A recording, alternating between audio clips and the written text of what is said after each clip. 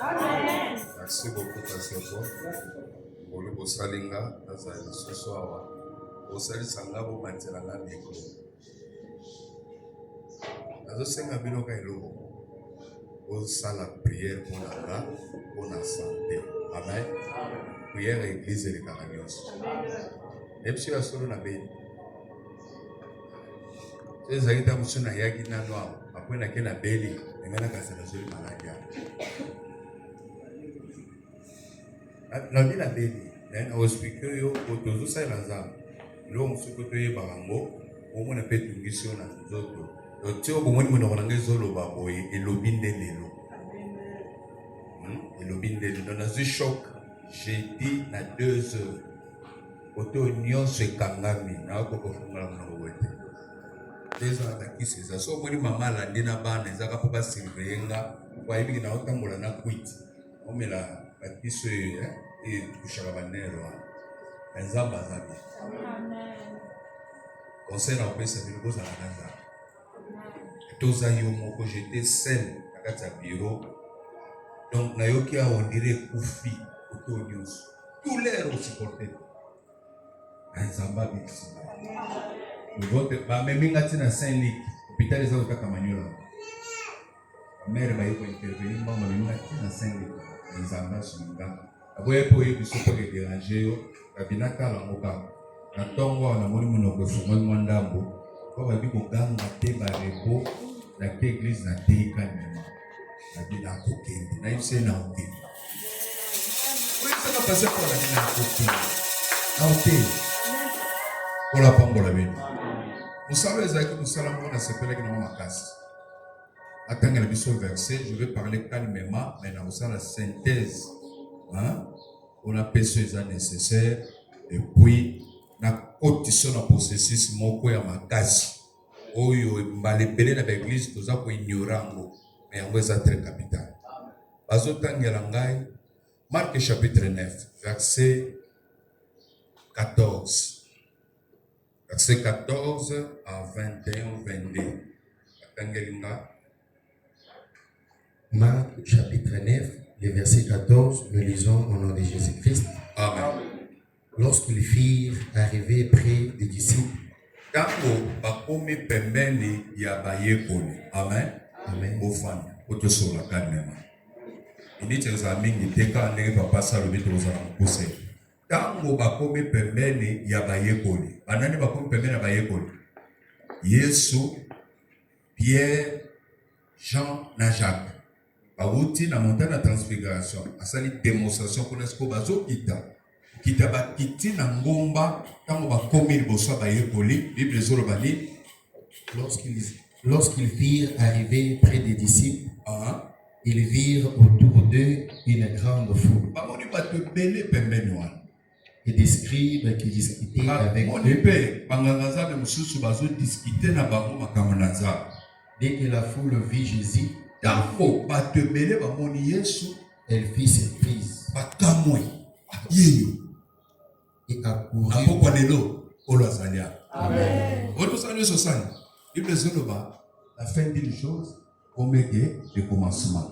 Nana n'est que cadre makam. Ce côté aussi au monde que zamba aussi quelque chose. Yeyo, azala kindao. Toke papa. Et accourut pour les saluer. Akimemba ngo boba pese mbote. Toke. Il leur demanda sur quoi discuter avec eux. Na nini ndeko la zotu na bango banganga nzambo bayeme bozo betel soloni. Toke. Et un homme de la foule répondit, Maître, j'ai émené ce qui m'a nommé maître, c'est que enseignement ça. Pas bien seigneur de, pas bien maître. Pour la nuit, bazana pour ça, bayoka explication ma kamuni les osala melao. Pendant 30 jours ou 40 jours, vous avez 30? 3 semaines. Pendant 3 semaines, il se fait que la pour ça maître. Enseigner biso sur thème de Nango. Le combat des esprits visiteurs. Alléluia. C'est quand vous beaucoup de gens qui comprendre bien te par esprit nini ya makasi au penza bazala kaba visiteur. Na kati ya combat spirituel faut yeba ezana ba espèce d'esprit makasi bazalaka parmi les esprits visiteurs. Et genre ya komba na bango ezalaka difficile pour kolonga bango. Pourquoi? Pour bayaka ba visiter bakei. A visiter bakei. Na ozo prendre moko, na ozo rapide mingi te, na ozo ka mukuse. Ayaka visiter akei, a visiter akei. Il faut qu'on s'en aille, bino kozana matiti la prière ya zate. Mais ya zo veiller, ya zo zela, quand on komona una position moko ba ya visiter, asa nini akei. Ko bazo tuna, maître. Papa na zo bani, maître. J'ai émené auprès de toi mon fils, qui est possédé d'un esprit muet. Oyo aza possédé d'un esprit muet. À quelques liés qu'il le saisisse. Bref, mon oyo, esprit zalaka, et quand la tête va place songolo songolo. Retenez, et quand la va place songolo songolo. Yaye ezo zala malade yandeke. Ok? Biso a malade yandeke zate. Mais dans une possession moko, biso nyonso awo, egoza lelo kwa le dérangeaka biso. Na longoli malade yandeke, pona ye. Lucha kusuko pona vina biso. Amen? Omuta malade yandeke azawa te. Mais parmi les esprits visiteurs, où est tout misakaba? Biso to soit musuko na kate na biso, azotuna boy. Maître, ou soit na pokwa lelo, biso to tuna. Maître, dans la situation dans la situation je suis possédé d'un esprit de mari et femme de nuit. Quand je suis femme de nuit et mari de nuit, et ça parmi la possession ou soit de combat spirituel, il y a ma casse au satan à travers la mort. Pas yebi que ce casse a banni ce esprit wana, a tati yo kewapi, azana yo. Kato keyo voyage kewapi, azana yo. Et ça parmi ma combat, il y a ma casse na vie à esprit à sorcellerie, esprit de mort, esprit à mari et femme de nuit, et ça parmi les esprits petit et dur. Pour kende, et ça n'a pas de problème, et ça n'a pas de casse. Parce que awa biso sikoyo, kuneza ye, malaka ndeke, biso sikoyo ye pa, ya maître, hein, tozotu na yesko maître. J'ai remarqué, katikati na vie nanga, Rabbi, molakisi. Nous avons un problème, il y a un esprit qui me possède. Bezwakanga et boakinga na mbetu.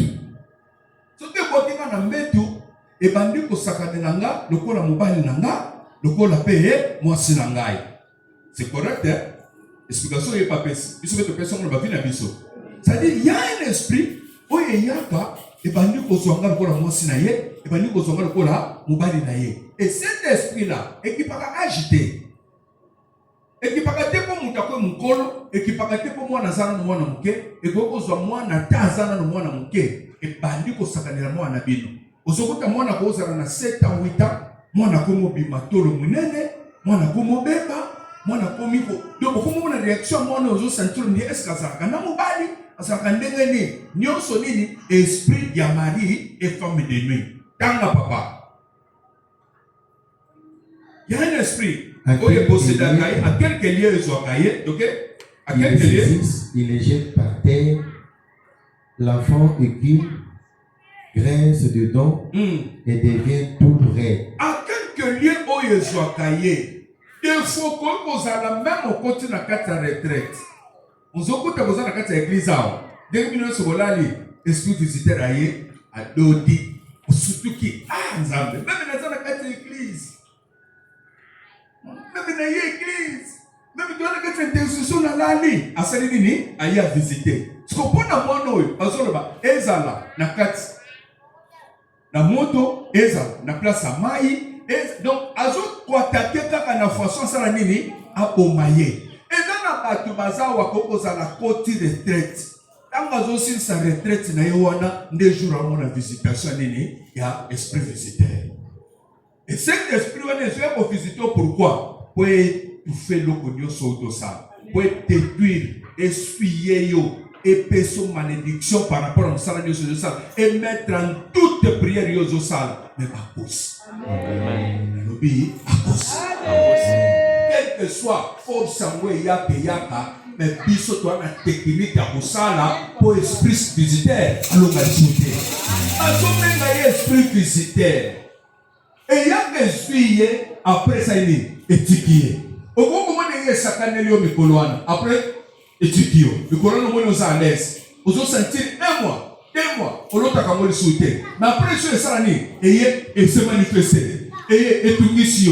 C'est que la koye na kati ya possession ya mari et femme de nuit. Nous avons des condamnations, il y a mariage nocturne. C'est-à-dire, papa est au présent. Esprit est permanent. C'est facile pour les permanent que Benganango. Il y a des esprits en déportation par ces Paul.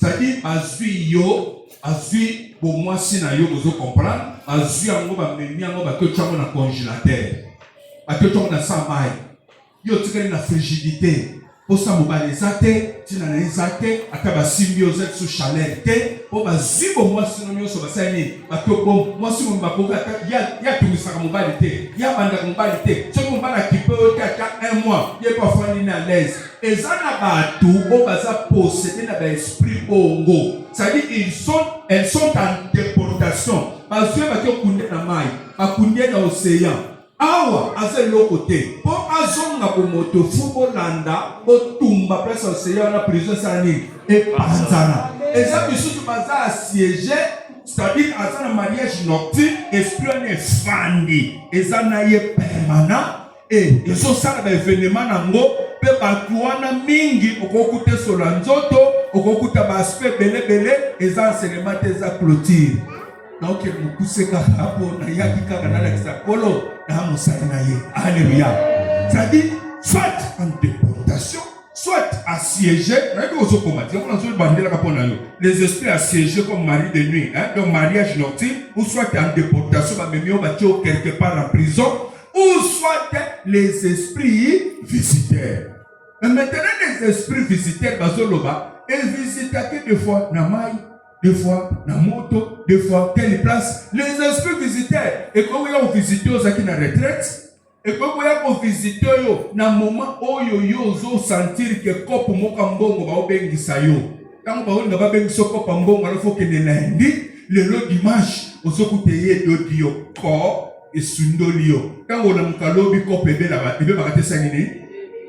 Esprit visiteur, natango zolingo osala makamba visa nde moment wana omoni bali ko se manifester. Pour ce kotangi, inutile autant. Yozo verset dans sukela. Juge chapitre 6 25 à 27. Ce kotangi bien kokuta, papa wana bazotu na ye. Constant zani. E bandi kan. Yeso tuni bandi kan. Ezana batepele awo. Dele yo mona ki makambo yo. Ce kotangi niveau mona na makambo, tango mona na ki makambo na tango yango zui. C'est que ça makambo ko sala ba gé. C'est pour te dire qu'il y a un hôtel qui est déjà dressé dans votre vie. Quand ils ont compliqué, lorsqu'on parle des esprits visiteurs, on voit les hôtels. On voit la présence des hôtels. Maintenant, comme il y a des hôtels, comment il faut faire pour renverser ces hôtels? On l'a pas voir. Alléluia. Oh non. Ce qui me coloana, la question de marchandise épelée, des temps on a koya, des bandoto à mari de 2 femmes de nuit et yaka. Ce qui me coloana, garçon, mon cas, mais qui kotungisanga, ne komona, bandoto à sakanini et bandikoya. C'est-à-dire, l'esprit visitaire à sanini, aïe ko visitoyo. Et je vais vous expliquer. Dans 4 combats spirituels, dans le monde spirituel, nous avons 4 sortes d'esprits. Nous avons l'esprit des revenants, nous avons l'esprit des animaux, nous avons les esprits célestes, c'est-à-dire les esprits vagabonds, mais nous avons les esprits humains. 4 personnes, les esprits humains. Catégorie d'esprit humain, au côté de loge, au côté de science occulte, au côté de magicien, au côté de sorcier qui n'a africain, sorcier, au côté de toana nyonso, pas faire partie, il y a des démons humains. Alléluia. Ce qu'on a esprit visiteur, plus les esprits humains comme les sorciers, utilisent les esprits. Oyo baza vagabond, pour passer la nuit, pas affecté dans le salon, passer la capana. Tout comme on paie, esprit humain, à Koko Yaka, petit frère n'a vu dans la Katsanda, il y a une visite à Kayo. Comment vous comprenez la tête? Tout petit frère, moi, dans la Katsanda, tout petit sœur, il y a une visite à visiter, à Kimi. maboy. Ataka bano sambele no sikoyo.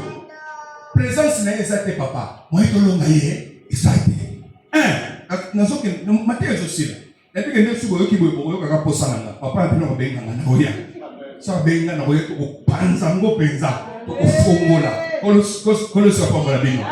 Maintenant, le cola esprit visitaire ça difficile boy. Ça dit ça peut être les esprits de l'air. Ça peut être quelqu'un qui fait ça, ailleurs visiter à Kimi. Donc, on a la permanente. Donc, on a la tata le pango. Tata le pango, on a ya kapoto d'abord, on a visité. Na tongo pas bimé azotala aux akamosi qui toque quoi. Azolo beno mosi qui toque makamasa yo na boto. Ya muta visiter yo. D'amo zo sala bongo. Alors, donc on a ya ka visiter bongo. C'est un hôtel où il y a kakokota na vie na yo. Et maintenant, comment il faut faire? Procéder, il y a aussi ça, service na biso, ne yango beso zo ça. Comme il y a des esprits visiteurs, on peut visiter là et que je ne maîtrise pas. Ezala, esprit de l'air. Ezala, esprit des animaux. Ezala, esprit méchant dans les lieux célestes ou soit des démons humains. Comme ce sont des esprits, principes anini, Juge chapitre 6. Verset 25, qu'est dit la parole de Dieu? Là, on a aussi ce matin. Donc, la papa. Dans la même nuit. Dans la même nuit. L'Éternel dit à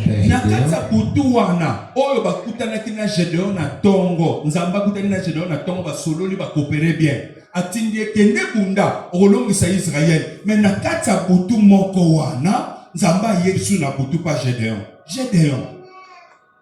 Prends les jeunes taureaux de ton père. Prends les jeunes taureaux de ton père. C'est pour que place nous sommes au monde taureau il y a 1 an. Alléluia. Les jeunes taureaux il y a 1 an. Ok? Un second taureau. Un second taureau. Deuxième taureau de 7 ans. Oh, il y a les qui a mené les autres. Oh, il y a 7 ans. Ok? Balobi skonini. Renverse l'autel de Baal qui est à ton père. Renverse l'autel de Baal qui est à ton père. Abat les pieds sacrés, ok? Et abat les pieds sacrés. Vas-y, ok? Vas-y. Tu bâtiras ensuite et tu disposeras sur les eaux de ces rochers un autel à l'Éternel. Après qu'on renverse, il faut bâtir un autel à l'Éternel. Alléluia. Je veux que ce soir, nous allons renverser et bâtir l'autel. Voilà comment je vais vous expliquer. Parce que ça, il faut ça au renverser. C'est-à-dire, lorsqu'il y a un autel, il y a la présence des esprits qui nous poursuivent, qui me visitent.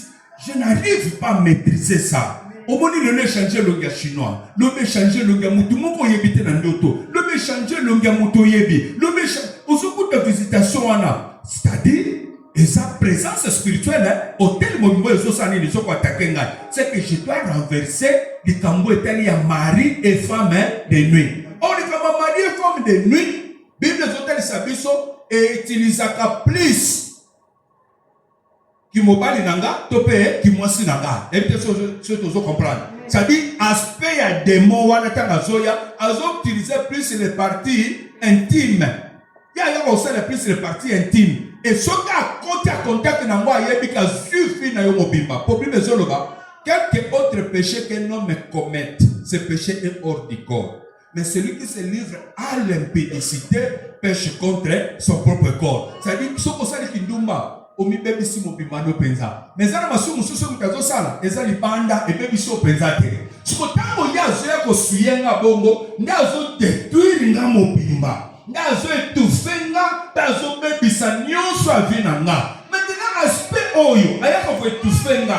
Pas bebisanga mobimba, bebisanga na nzambe. Ce qui te tiki, c'est que moyen nga na réussir na vie ezate. Okomona moment nyonso ba promesse kitoko eza, moment nyonso likamba bien eza, okokuta présence wana ezo réagir. Okandeloko na zo bisabino. Quand est-ce que présence à l'esprit visiteur etungisako? Bando tala, omo ina sala kama libala. On a l'autre et il a ça la boue. Il a kopa mbongo, fona mona ndoto wana. C'est que ya zoya ko effacer ma kamunios. Azoya ko annuler le konyo sur ngozo.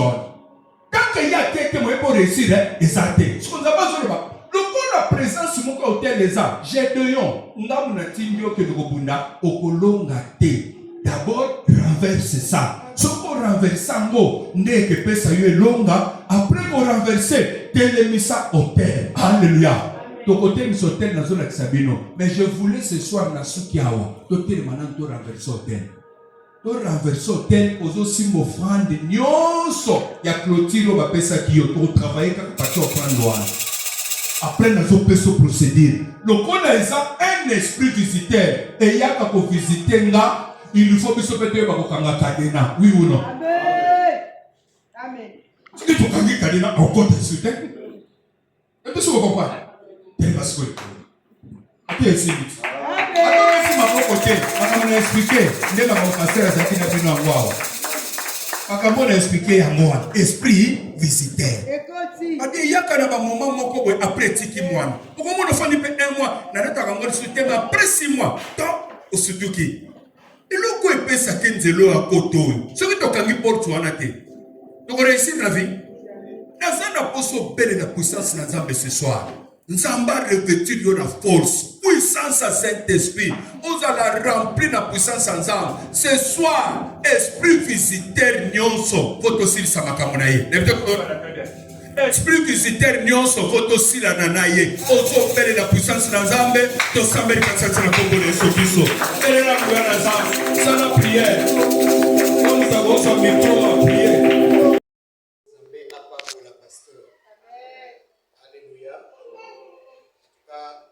L'homme de Dieu a fait un travail de qualité. Je crois, voici l'homme Azanabana. Amen. Voici l'homme Azanabana. Vous sentez que voici l'homme Azanabana matière. Vous baissez le mot, vous sentez matière. Avec le pasteur Gédéon, vous sentez matière. Lorsque vous sentez matière, il y a